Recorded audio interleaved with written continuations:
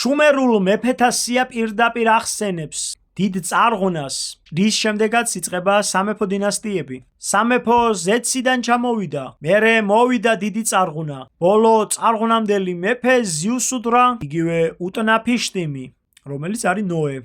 ანუ რას გვეუბნებიან? ზეციდან ჩამოვიდა დაცემული ანგელოზები, რომლებმაც მათ შორის თავიანთ შთამომავალ ნეფილიმებს თუ სხვა ბოროტ ადამიანებს მისცეს ბევრი ცოდნა. მათ შორის ერთ-ერთი ვერსიით ატომური ბომბი თუ სხვა ქიმიური იარაღები მათი გამოგონილია.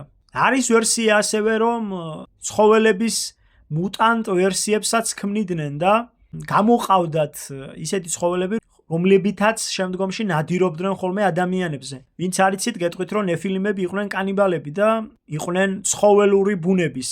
ნეფილიმების შთამომავლები კი ვიცით, ვინც არიან დღესდღეობით. ვინც შემჩნეულია კანიბალიზმში, ვინც ხორცსა და სულს შორის ხორცს ირჩევს თან მკვეთრად, გამოდის, რომ ნეფილიმების შთამომავალია, ძალიან მარტივია. კანიბალიზმი კი ჩვეული პრაქტიკა იყო ჩინელებში, მელანეზია პოლინეზიელებში, აფრიკელებში. ეს ყველანი კი არიან ქამის შთამომავლები. ეს არის სიმართლე.